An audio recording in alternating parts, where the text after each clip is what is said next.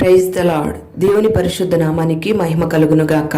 అనుదిన దైవ కృపా కార్యక్రమాన్ని ప్రతిదినము వీక్షిస్తున్న దేవుని బిడలు ఆత్మీయులైన మీ అందరికీ పేరు పేరున ప్రత్యేకమైన వందనాలు తెలియపరుస్తున్నాం. నా దేవుడు నిశ్చయముగా మిమ్మల్ని ఆశీర్వదించునుగాక.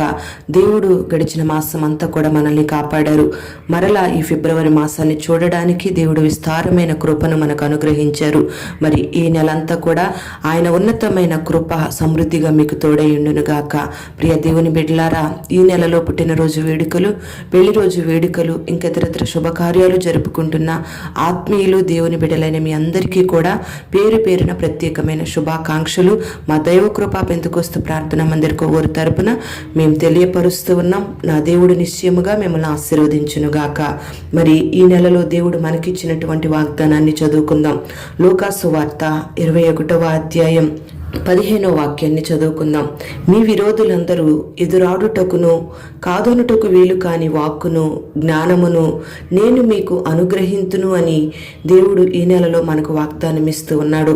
మరి దేవుడిచ్చిన వాగ్దానం మన జీవితంలో నెరవేర్చబడాలి అంటే మనమందరము కూడా యేసయ్య సొత్తుగా మార్చబడాలి. అంతేకాకుండా ఆయన ఇచ్చిన మాట మీద మన విశ్వాసం ఉంచి ఆయన వాగ్దానాలను మనం స్వతంత్రించుకోవాలి. మరి ఈ నెలలో దేవుడు విరోధులందరూ ఎదురాడుటకు కాదనుటకు వీలు కాని వాక్కును చక్కటి జ్ఞానమును దేవుడు మీకు అనుగ్రహిస్తాను అని వాగ్దానం చేస్తూ ఉన్నాడు. ప్రియ దేవుని బిడ్డలారా, ఈ లోకంలో మన మాటకు విలువివ్వని వాళ్ళు చాలా మంది ఉంటారు. అనేక మంది విరోధులుగా మార్చబడతారు. పనిచేస్తున్న ప్రాంతంలో కావచ్చు, ఇంటిలో కావచ్చు, అది ఏ స్థలమైనా కావచ్చు, ఎక్కడైనా కావచ్చు, విరోధులు లేవనెత్తబడుతూనే ఉంటారు.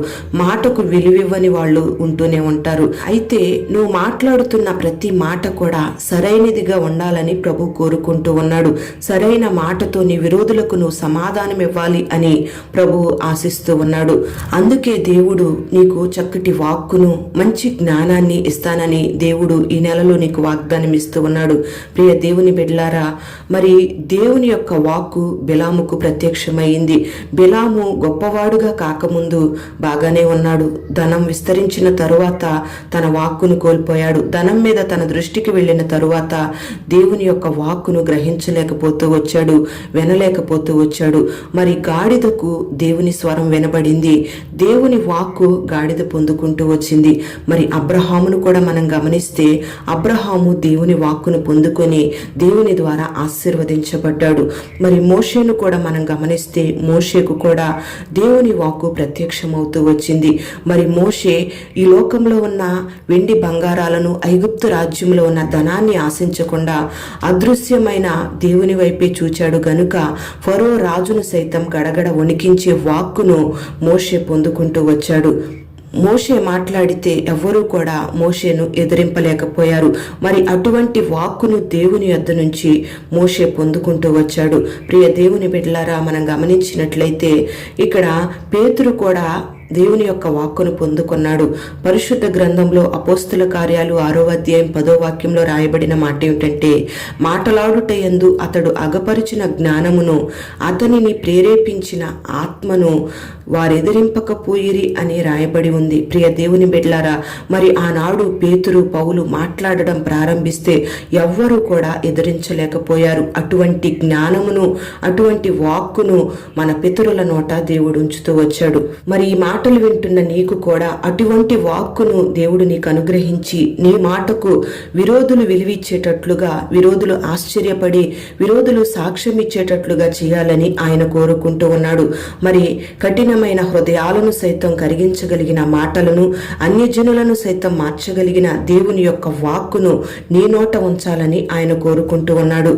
ప్రియ దేవుని బిడ్డ, దేవుని వాక్కుతో పాటు నీకు దేవుని యొక్క జ్ఞానాన్ని కూడా అనుగ్రహించాలని ఆయన ఈ నెలలో కోరుకుంటూ ఉన్నాడు. మరి దైవ జ్ఞానాన్ని నువ్వు పొందుకోవాలంటే పరిశుద్ధ లేఖనాల ప్రకారం నువ్వు మంచి వ్యక్తిగా మారాలి. నువ్వు మంచి వ్యక్తిగా మారాలి అంటే దయను సత్యాన్ని నువ్వు అనుసరించి నడుచుకోవాలి. మరి ఎవరైతే దయను సత్యాన్ని అనుసరించి నడుచుకుంటారో వారే మంచివారు అని వాక్యం సెలవిస్తూ ఉంది. మరి నువ్వు ఒక మంచి వ్యక్తిగా మార్చబడి ఆజ్ఞల ప్రకారం ప్రకారంగా ఆజ్ఞల మార్గంలో నువ్వు నడుచుకుని ప్రభువును సంతోష పెట్టగలిగినట్లయితే దైవ జ్ఞానాన్ని పొందుకుంటావు. నువ్వెక్కడ నిలబడినా ఆ జ్ఞానముతో ఏ సమస్యనైనా సునాయాసంగా నువ్వు దాటగలుగుతావు. మరి నీ విరోధులకు సిగ్గు కలుగునట్లుగా నీ విరోధులు నీ మీదికి రాకుండగా నువ్వు దేవుని యొక్క వాక్కును దైవ జ్ఞానాన్ని పొందుకొని వారిని నువ్వు ఎదిరించాలంటే, నీ మాటకు విరోధులు విలువివ్వాలి అంటే, నీ మాటకు సమాజంలో విలువ కలగాలి అంటే, నీ మాటకు నీ కుటుంబంలో విలువ కలగాలి అంటే నువ్వు ఖచ్చితంగా దైవాజ్ఞను అనుసరించి నడుచుకోవాలి. దయను సత్యాన్ని నువ్వు ధరించుకోవాలి. మరి ఈ నెలలో నువ్వు చేస్తున్న ఉద్యోగంలోనైనా, నువ్వు చేస్తున్న వ్యాపారంలోనైనా, నువ్వు నడిపించుకుంటున్న కుటుంబంలోనైనా, నువ్వెక్కడ నిలిచి ఉన్నా చదువుకుంటున్న చదువుల్లోనైనా, నువ్వు చేస్తున్న ఉద్యోగ ప్రయత్నాల్లోనైనా, ఎక్కడైనా సరే నీ మాటకు విలువ ఉండాలి అంటే, నువ్వు జ్ఞానంతో వాటిని చక్కగా రాణించగలగాలి అంటే నువ్వు దైవ జ్ఞానాన్ని పొందుకోవాలి.